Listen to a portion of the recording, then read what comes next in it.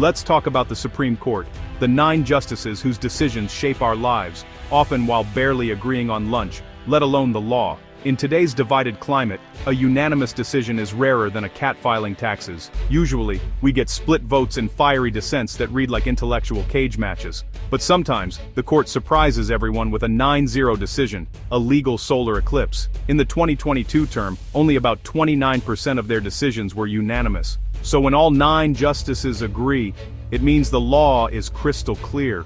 No room for debate or creative interpretation. That's exactly what happened on January 16, 2026.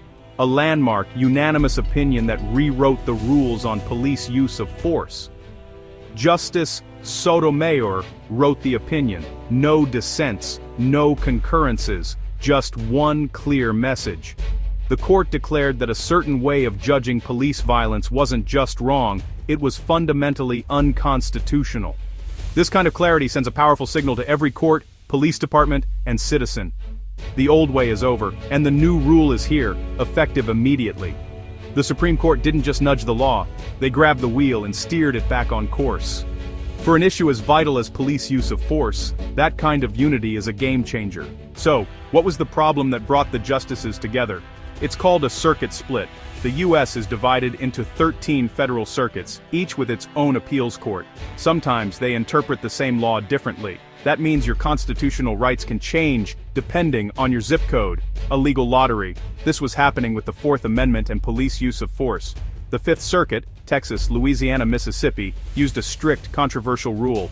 Other circuits used a broader approach. Between 2018 and 2023, courts disagreed on this issue in about 60% of published opinions. Imagine 2 nearly identical cases, one in Florida, one in Mississippi. The outcomes could be completely different, just because of geography. That's why the Supreme Court had to step in, to end the chaos and set one clear nationwide rule. Out of thousands of petitions, they picked this case because the inconsistency was too big to ignore. The court's job is to make sure federal law is the same for everyone, everywhere. This decision finally did that. The trouble started with the moment of threat rule, used by the Fifth Circuit. This rule told courts to judge police force by freezing the action if the split-second force was used, ignoring everything that led up to it. An officer could escalate a situation, ignore de-escalation, and still be justified if they felt threatened in that final instant. The lead-up, bad decisions, missed chances, reckless tactics, was legally invisible. For example, if an officer rushed a person in crisis holding scissors, the court only looked at the final moment, not the officer's choices. Critics said this created a perverse incentive. Why de-escalate if only the last second matters? It was like judging a chef's meal by the last bite, ignoring the kitchen fires along the way. The Supreme Court saw the flaw. This rule let officers off the hook for everything except the final frame. They decided it was time to throw this standard out for good. The law needed to see the whole story. So, what replaces the moment of threat rule?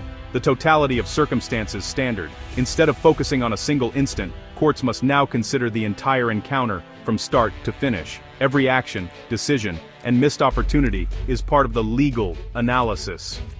This holistic approach asks, did the officer's choices create unnecessary danger? Were there chances to de-escalate?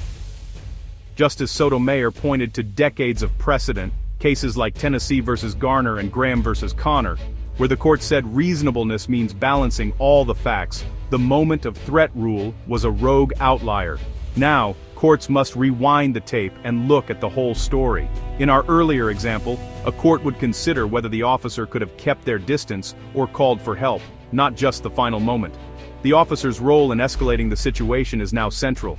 This shift means the legal system finally weighs the chain of events, not just the tragic outcome. It's a more complete and just way to judge police use of force. The Supreme Court made it clear context matters. This ruling isn't just theory, it's already changing real cases. The moment it was announced, hundreds of pending cases in the Fifth Circuit were affected. Cases that would have been dismissed under the old rule now get a second look, using the broader totality of circumstances standard. At least 47 active cases in Texas, Louisiana, and Mississippi are directly impacted. Plaintiffs can now present evidence about officers' decisions and missed chances to de-escalate, evidence that was previously ignored. The very case that reached the Supreme Court involved a 30-second encounter with life-altering consequences. Now, the full context must be considered. This gives people a fair chance to have their whole story heard. The ruling also sets a new precedent for all future cases, nationwide. No matter where you live, your rights are judged by the same, fair standard. The Supreme Court just recalibrated the scales of justice. The impact goes beyond the courtroom. It's changing police training across the country. Departments can no longer teach that only the final moment matters. Now every decision is up for review. Training must focus on de-escalation, smart tactics, and avoiding violence, not just reacting to threats. Officers who use good judgment and de-escalation are better protected. Those who escalate recklessly are held accountable. This isn't just about lawsuits, it's about saving lives and building trust. The ruling gives a constitutional backbone to reforms advocates have demanded for years. It aligns legal accountability with best practices in modern policing. Good officers are recognized for their skill. Bad decisions are no longer shielded. The message is clear. How you get to the end result matters as much as the result itself. The Supreme Court just raised the bar for professionalism and responsibility. This decision isn't just about police force, it could reshape how courts interpret the Fourth Amendment. By demanding a holistic review, the court signaled that context matters in all searches, stops, and seizures. Courts must now look at the whole picture, not just isolated moments. This approach strengthens protections for individual rights against government overreach. The ripple effect could reach other constitutional areas, like due process and cruel and unusual punishment, where context is key.